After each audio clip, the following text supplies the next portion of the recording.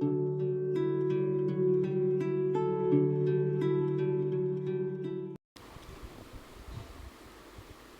शांति। 20 सितंबर 2021। आज की साकार मुरली। शिव बाबा कहते, मीठे बच्चे, बाप आए हैं तुम्हें ऐसे श्रेष्ठ कर्म सिखलाने जिससे तुम 21 जन्म की बादशाही का वर्षा ले सको, अटल अखंड राज्य के मालिक बन सको। प्रश्न, गृहस्थियों और सन्यासियों के किस एक सिद्धांत में बहुत बड़ा अंतर है? उत्तर, बाबा कहते, गृहस्थियों का सिद्धांत है कि भगवान जरूर किसी न किसी रूप में आएगा और सन्यासियों का सिद्धांत है कि ब्रह्म को याद करते करते ब्रह्म में लीन हो जाएंगे। अब बाप समझाते हैं, ब्रह्म में कोई लीन नहीं होता, आत्मा अमर है, वह लीन कैसे होगी? भगवान यदि आएगा तो जरूर टीचर बनकर शिक्षा देगा, प्रेरणा से तो ज्ञान नहीं देगा ना। आज का गीत, तुम्हें पाके हमने जहाँ पा लिया, जमी तो जमी आसमां पा लिया। ओम शांति। बाबा कहते, मीठे मीठे रूहानी बच्चों ने ये गीत सुना। रूहानी बच्चे ही कहते हैं कि बाबा, बच्चे जानते हैं ये बेहद का बाप बेहद का सुख देने वाला है, अर्थात वह सभी का बाप है।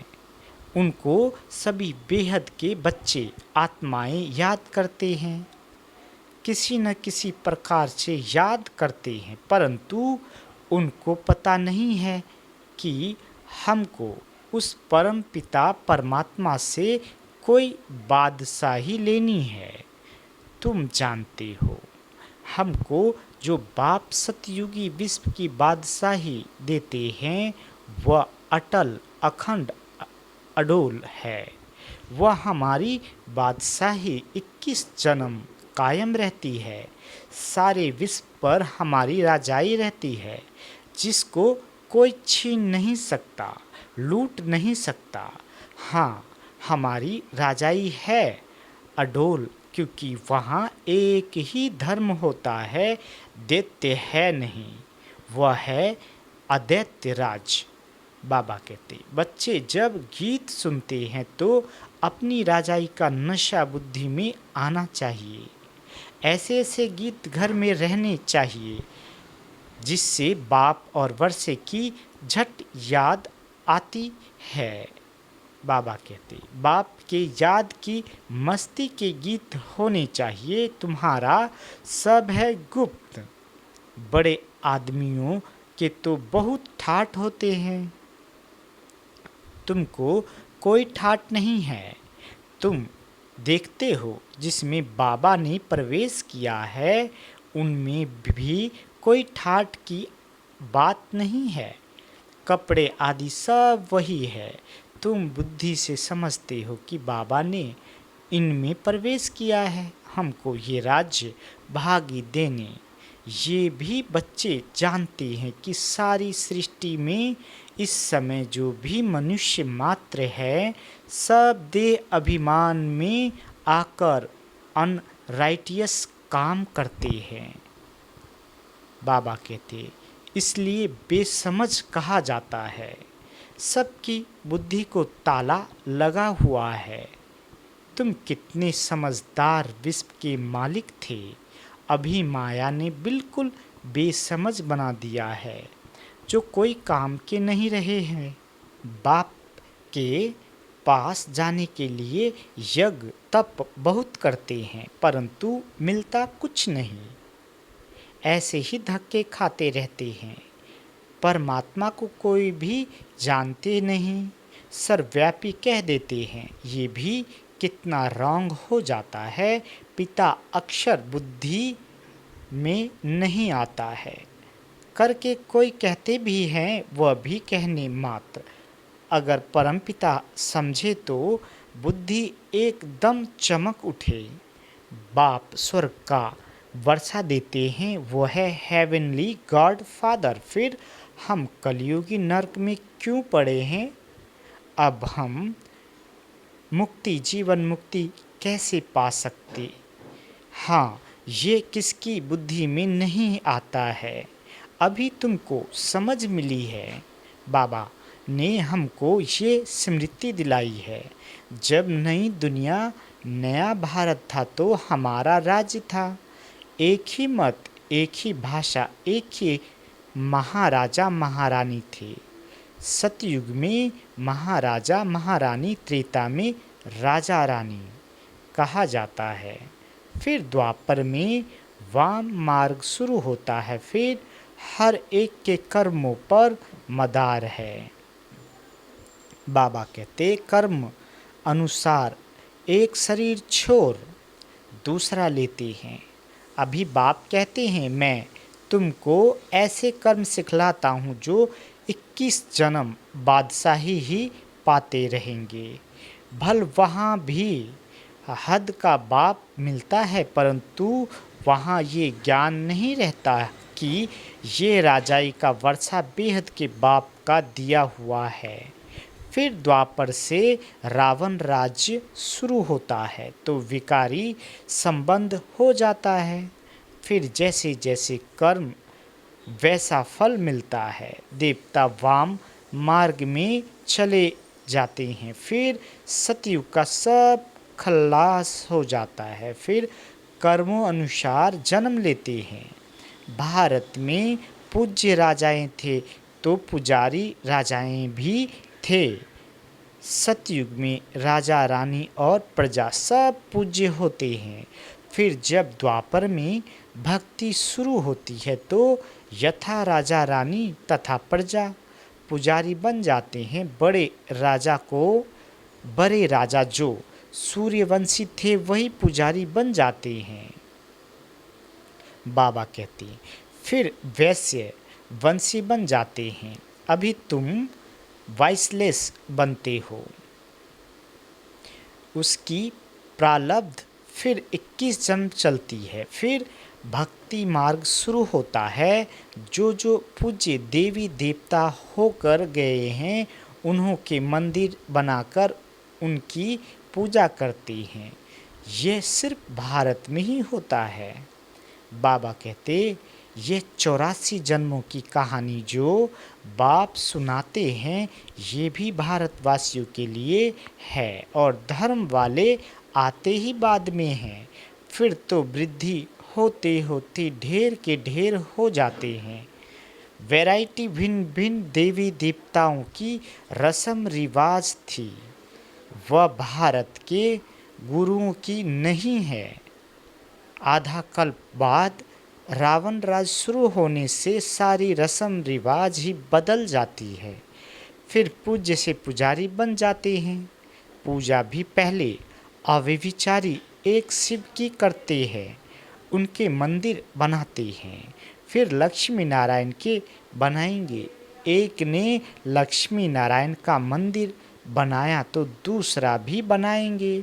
फिर राम सीता के मंदिर बनाने लग पड़ेंगे। फिर कलयुग में देखो गणेश, हनुमान, चंडिका देवी आदि के अनेक देवियों के चित्र बनाते रहते हैं। बाबा कहते भक्ति मार्ग के लिए सामग्री भी चाहिए ना। जैसे बीज कितना छोटा होता है, झाड़ कितना बड़ा होता है, वैसे भक्ति का विस्तार हो जाता है। ढेर के ढेर शास्त्र बनाए जाते हैं। अब बाप बच्चों को कहते हैं ये भक्ति मार्ग की सामग्री सब खत्म होनी है। अब मुझ बाप को याद करो। भक्ति का प्रभाव भी बहुत है ना। कितनी खूबसूरत है।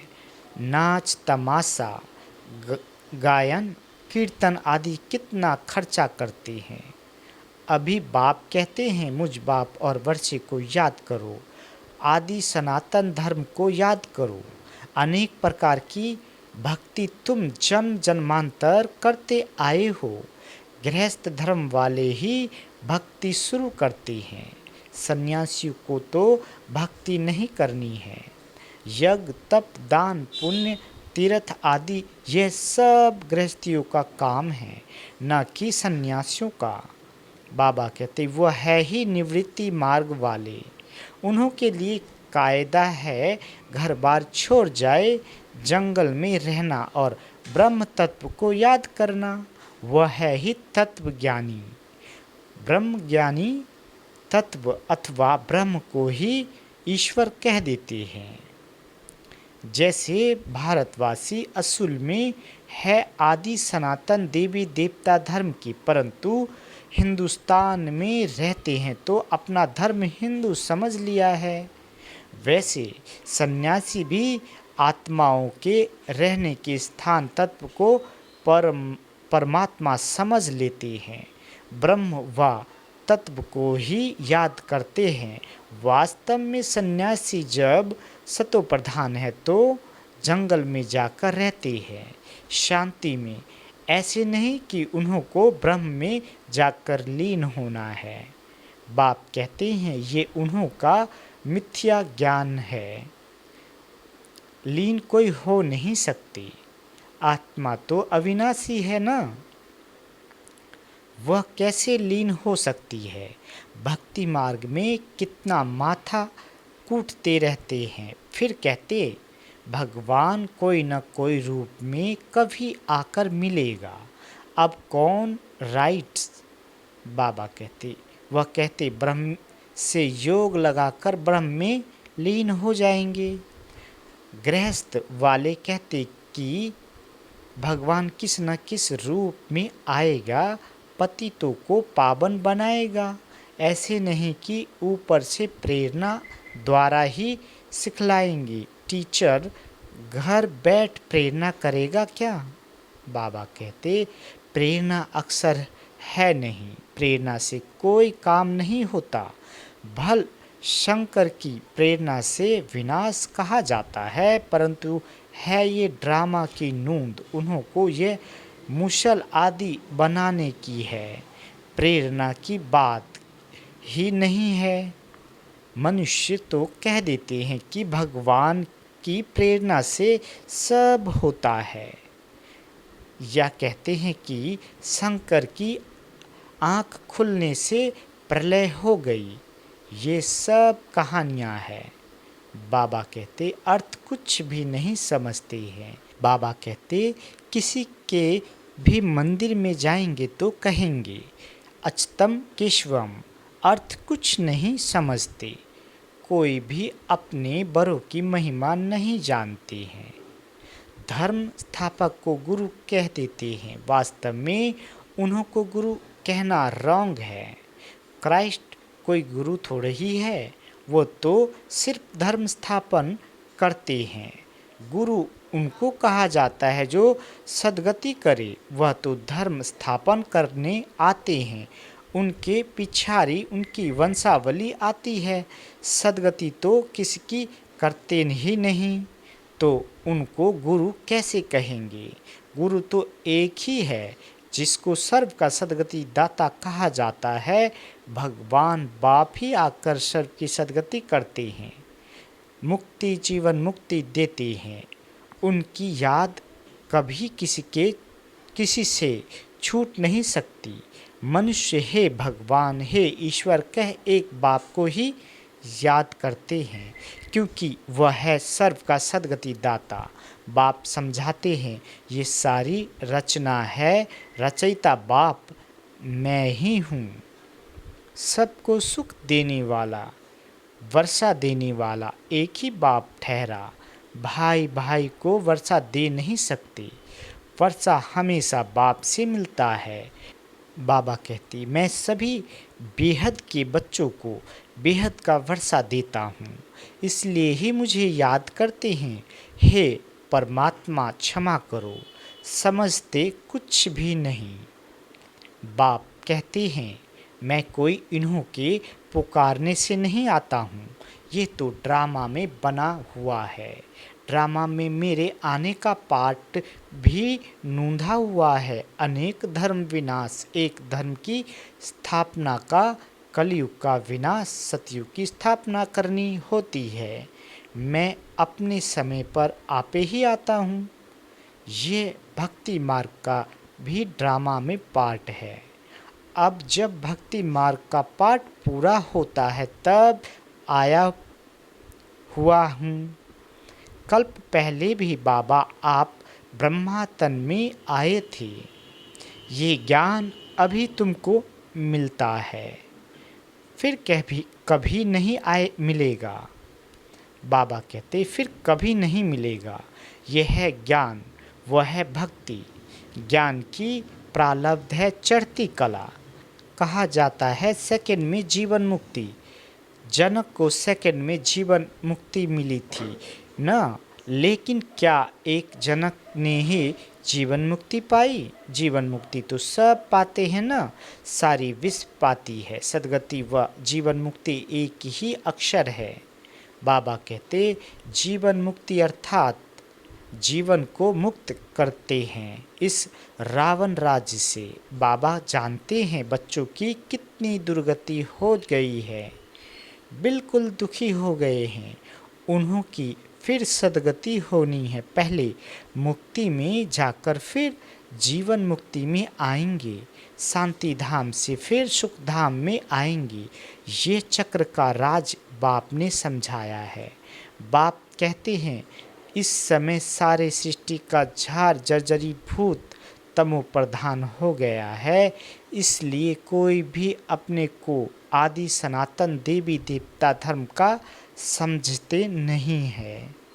आदि सनातन देवी देवता धर्म के थे क्योंकि देवताएं पवित्र थे। हम अपवित्र पतित अपने को देवता कैसे कहलाएं? इसलिए कहा जाता है इन विकारों को छोड़ते जाओ। बाबा कहते ये विकार आदि आधा कल्प से रहे हैं, अब एक जन्म में इनको छोड़ना, इसमें मेहनत लगती है। मेहनत बगैर थोड़े ही विश्व का मालिक बनेंगे। बाप को याद करेंगे तभी तुम अपने को राजाई का तिलक देंगे, अर्थात राजाई के अधिकारी बनेंगे। जितना अच्छी रीति याद करेंगे, श्रीमत पर चलेंगे तो तुम राजाओं का राजा बनेंगे।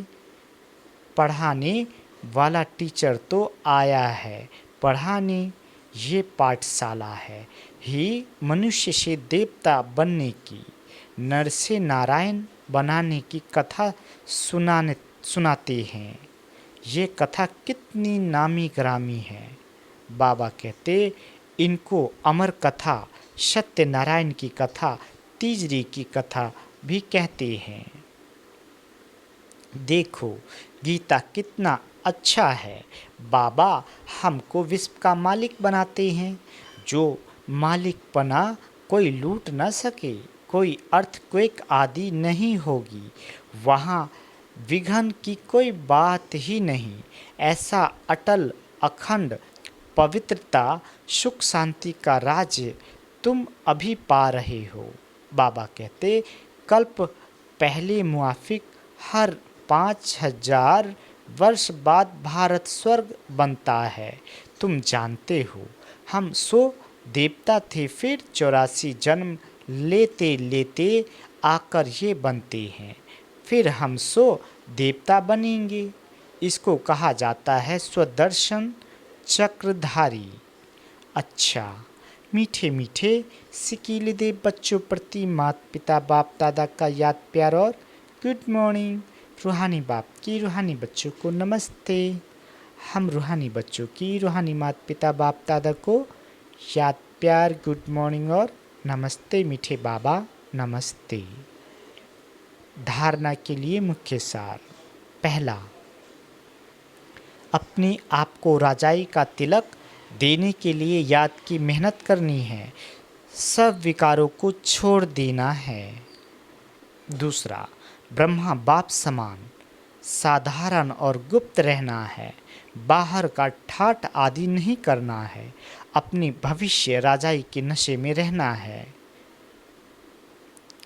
बाबा वरदान देते नॉलेजफुल, पावरफुल और लवफुल स्वरूप द्वारा हर कर्म में सिद्धि प्राप्त करने वाले सिद्धि स्वरूप भव। बाबा कहते। जब वाणी द्वारा सर्विस करते हो तो मनसा पावरफुल हो। मनसा द्वारा दूसरों की मनसा को चेंज करो, अर्थात मनसा द्वारा मनसा को कंट्रोल करो, और वाणी द्वारा लाइट माइट देकर नॉलेजफुल बनाओ, और कर्मणा अर्थात संपर्क व अपनी रमणीक एक्टिविटी से उन्हें असली फैमिली का अनुभव कराओ। ऐसे जब तीनों स्वरूप में रहकर हर कर्म करेंगे तो सिद्धि स्वरूप स्वतः बन जाएंगे। स्लोगन: अपने पास शुद्ध संकल्पों की शक्ति जमा करो तो ये शक्ति सेफ्टी का साधन बन जाएगी। अच्छा, ओम शांति।